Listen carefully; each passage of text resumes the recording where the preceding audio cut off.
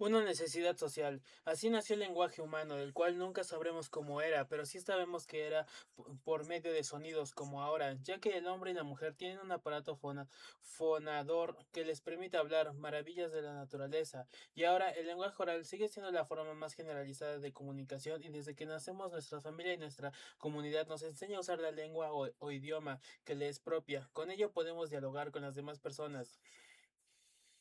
Esto significa transmitir lo que nos pasa, aconsejar, contar, manifestar emociones y sentimientos, pedir información. En la escuela aprendemos el lenguaje escrito, que es utilizado ampliamente para transmitir y recibir información, pero también para emocionarse y disfrutar, como en la literatura.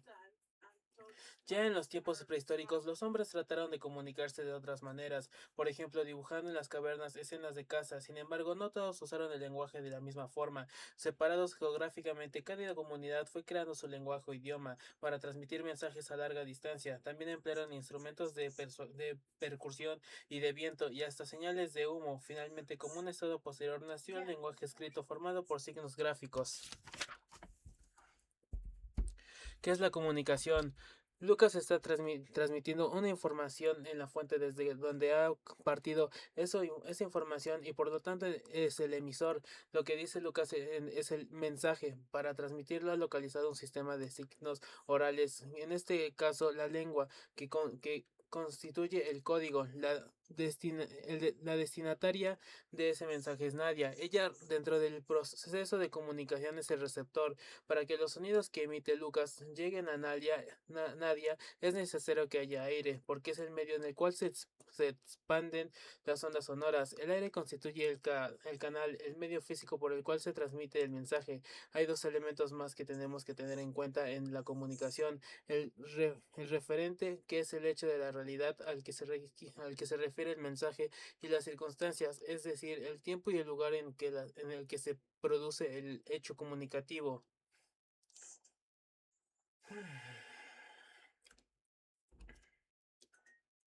En un diálogo, dos o más personas se turnan para hablar, por lo tanto, el que es emisor es un turno, en el otro es receptor. El lenguaje escrito. Cuando escribimos en una lengua o idioma, utilizamos signos gráficos. En el español, esos signos son las letras del alfabeto o abecedario. Con ella podemos escribir toda clase de mensajes. Según la intención que tiene el emisor, podemos clasificarlos básicamente en tres tipos de mensaje. Vemos cuáles son. Informativo. Existen contaminantes que alteran la transparencia del agua, lo cual basta y sobra para poner en jaque a todo el ecosistema. La razón es simple. Al verse impedida la entrada de luz en el medio, los productores tienen que optar entre emigrar, cosa que no siempre es posible, o morir de inanición. Pero el caso más grave es el de la contaminación térmica de lagos y ríos por parte de industrias, centrales eléctricas y plantas de energía nuclear. En términos generales, puede decirse que al ascender la temperatura del agua, proceso que implica una pérdida del oxígeno disuelto, los organismos acuáticos aumentan la velocidad del metabolismo y esto les conduce a requerir más y más oxígeno. Cuando tal proceso llega a cierta temperatura que nunca es mayor de 34 grados centígrados, los peces mueren.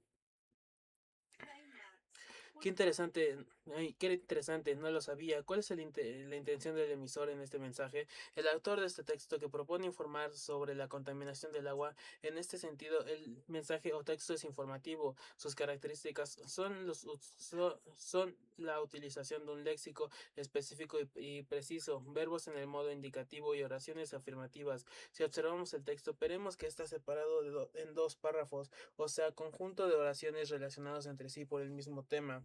El texto informativo es característico de los libros y las publicaciones sobre determinados temas. Es el medio para hacer conocer investigaciones, estudios, descubrimientos, conocimientos y conclusiones. También se usa en revistas, diarios y periódicos, en los textos escritos de los noticieros de televisión y en los CD. Expresivo. Leemos esta poesía. Me han traído una caracola. Dentro le canta un mar de mapa. Mi corazón se llena de agua con pececillos de sombra y plata. Me han traído una caracola.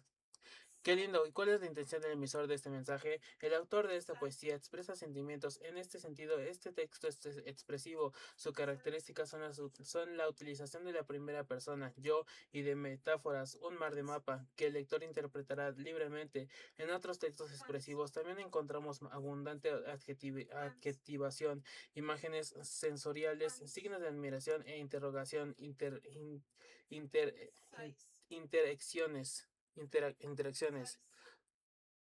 El texto expresivo es característico de la literatura. El autor busca emocionarnos y también divertirnos. El emisor de este texto trata de convencernos para que compremos. Esta es la característica del mensaje apelativo. Intentar que el receptor actúe de determinada manera. Para ello es común que utilice verbos en modo imperativo. Hay dos tipos de mensajes apelativos muy comunes, la publicidad y la propaganda. La publicidad trata de convencer a los receptores para que consuman determinados productos. La propaganda intenta cambiar un comportamiento, por ejemplo, una campaña para que la gente deje de fumar. Estos tipos de mensajes se utilizan fundamentalmente en los medios gráficos, en la radio y la televisión. Otras formas de comunicarse. Además de lengua oral y escrita, las personas utilizan otros códigos para comunicarse. Calzado. Las señales de tránsito transmiten información muy importante para los conductores de vehículos porque indican el estado de los caminos, dan datos sobre servicios, etcétera. El código que utilizan son signos gráficos que portan un significado. Por ejemplo, animales sueltos. El emisor es una entidad gubernamental, como puede ser la Secretaris de Vialidad o la Municipalidad. El receptor obviamente es el conductor, el canal es el cartel, el mensaje es la información que transmiten el referente es el hecho de la realidad a pocos metros o kilómetros. La ruta hace una curva cerrada, por ejemplo. A veces el mensaje no es recibido o si es recibido pero en forma defectuosa por el receptor. A esto lo llamamos interferencia. Cuando se rompe o destruye las señales de tránsito se producen interferencias que ponen en peligro la vida de las personas. En el caso de los medios masivos de comunicación como la prensa escrita, la televisión o la radio, el receptor no es no es individual, sino social. Los mensajes van dirigidos a personas desconocidas que forman parte de un grupo social, una comunidad, los habitantes de una ciudad o de todo un país. Actualmente con los satélites de comunicación y la internet se pueden recibir mensajes en imágenes y sonidos de todo el mundo. En el proceso de comunicación que establece la televisión, las imágenes visuales se codifican en ondas eléctricas que son transformadas en rayos y puntos para el aparato receptor y que forman una imagen equivalente a la emitida.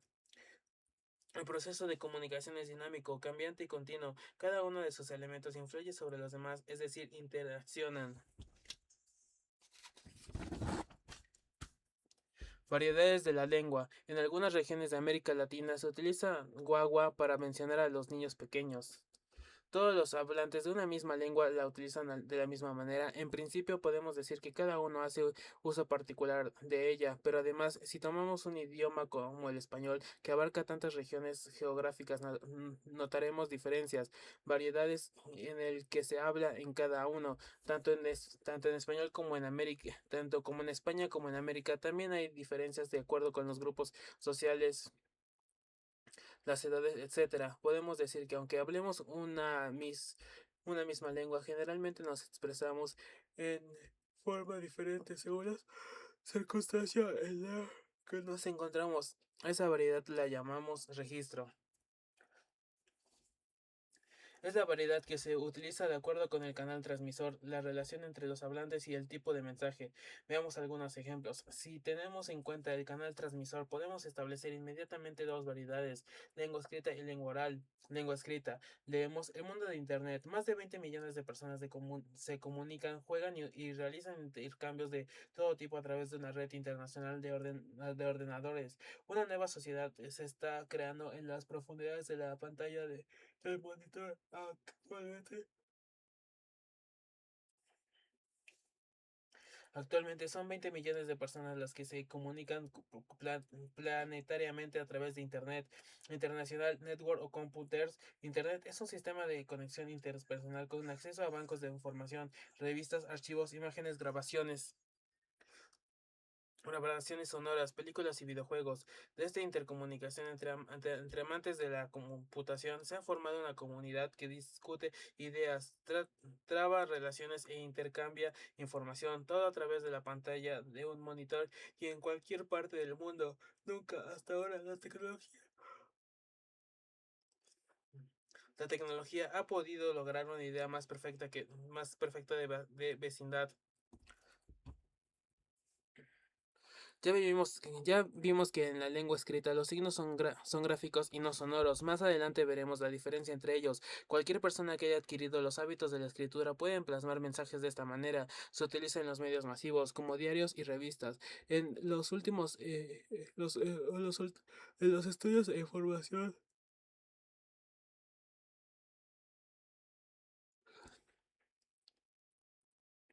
Lengua oral o coloquial. Generalmente cuando hablamos no usamos algunas expresiones o giros que le dan a la lengua escrita un particular estilo. Tampoco utilizamos oraciones muy largas. La lengua oral o coloquial se caracteriza por su espontaneidad y su carga expresiva. Si tenemos en cuenta la relación entre los hablantes, podemos diferenciar las siguientes variedades: íntima y protocolar.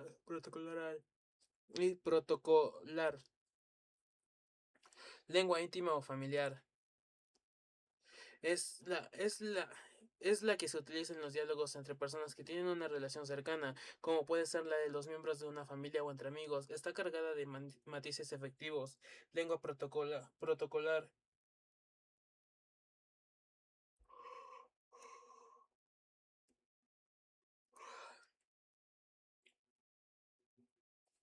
Se dará entre personas que mantienen una relación exclusivamente profesional o de negocios. Es completamente formal, sin compromiso efectivo entre las personas que dialogan. Es la que se utiliza en los diálogos entre personas que tienen una relación. No. Lengua, Lengua expresiva. Sugiere los estados de ánimo hablante. Es más frecuente en la lengua íntima o familiar, es decir, entre personas que se conocen, además de la emisión de los signos.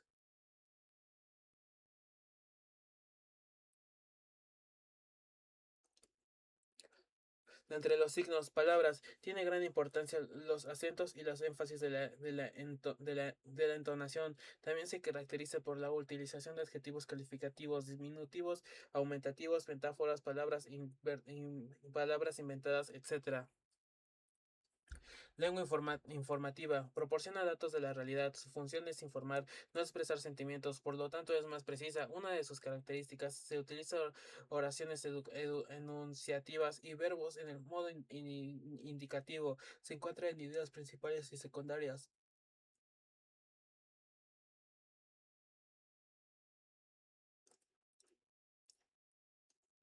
Una de sus características es utilizar oraciones enunciativas y verbos en el modo indicativo. Se estructura en ideas principales y secundarias. Para satisfacer sus necesidades, el hombre utiliza diversas materias obtenidas de la naturaleza en estado puro, materias primas a las que también incorpora mano de obra en un proceso de transformación o elaborados a partir de elementos sintéticos, químicos, plásticos, etc. El ciclo de la vida humana genera actividades de producción y consumo. Los elementos no utilizados o no aprovechables en su totalidad, sea en estado originario, vegetales, animales, minerales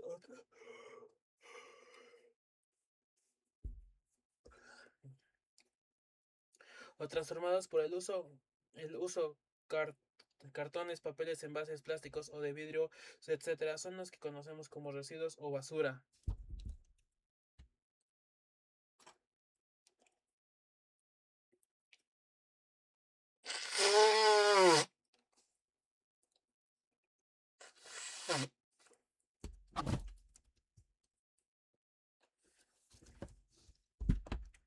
Lengua artística es exclusiva de la literatura. Se presta mayor atención a la elaboración de la escritura.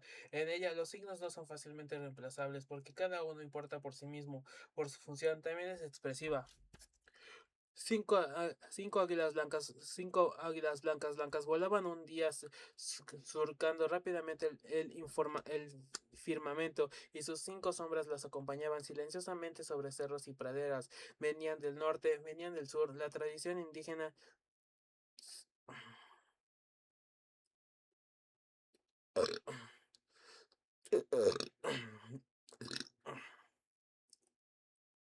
Silenciosamente sobre cerros y praderas. Venían del norte, venían del sur. La tradición indígena dice que el cielo estrellado fue su remota cuna. Ca- Caribay, deidad de los bosques, llenos lleno de aroma y frescura, habitaban los Andes monumentales. Esta diosa gorgojeaba como los pájaros, era ligera y liviana como la espuma y como el viento.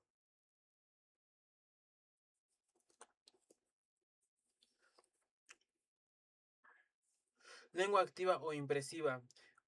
Pretende actuar en el receptor persiguiendo alguna forma de reacción o de respuesta. Observa bien estos dos dibujitos. Parecen iguales, pero no lo son. Entre ellos hay 7 diferencias. Puedes encontrarlas. Separa los granos según se parezcan a un ojo, una oreja o una nariz, etcétera. Ponen a un costado la mitad de las semillas. Con la otra mitad, haz un dibujo sobre papel. Utiliza un palillo o la pinza de depilar para sujetar y poner en su posición las semillas más pequeñas. Comienza con un dibujo sencillo.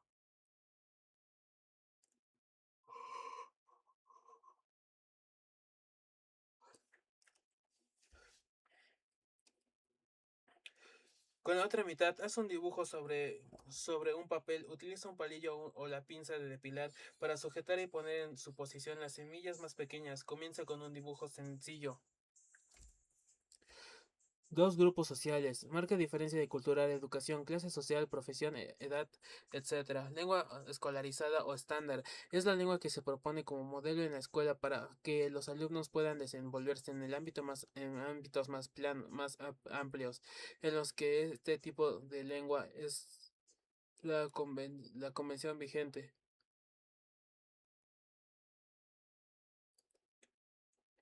En lo que este tipo de lenguaje es la convivencia vigente. Lengua no escolarizada. Son vacaciones populares que se apartan en muchas cosas de la norma como resultado de una creación colectiva. Veamos en un ejemplo que, si bien es un texto literario, reproduce la forma de hablar popular en sus diálogos.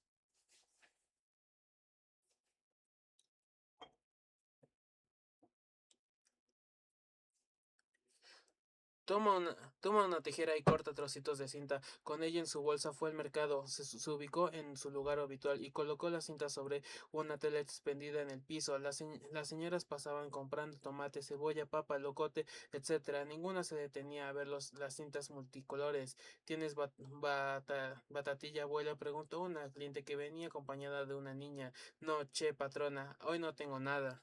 La niña dio unos tironcitos a la pollera de la madre, que ya estaba buscando con la vista otros.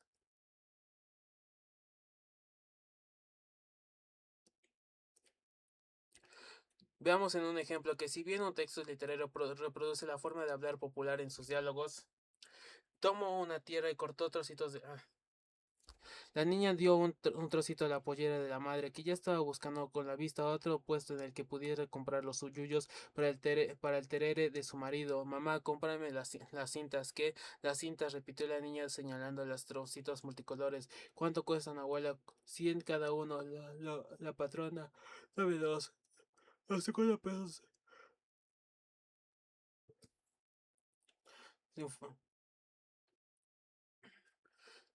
Lengua profesional. Se caracteriza por utilizar un léxico propio de cada profesión. Como ejemplo, podemos mencionar una presentación judicial realizada por un abogado, informe de un médico, un ingeniero, un historiador, etcétera. Además de las variaciones señaladas, encontramos diferencias de acuerdo con los grupos sociales de sexo, la edad, etcétera.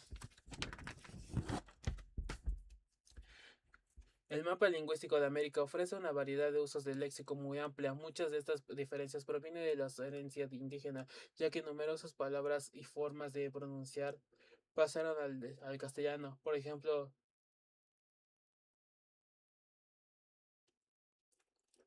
ejemplo, chingolo, gaucho, pancho, del araucano o mapuche, que se habla en el sur de Chile, cóndor, mate, papa, cancha, poroto, Pampa, Yuyo, Chaucha, de Chechua, idioma de los incas que se habla en Perú, norte de Chile y Argentina.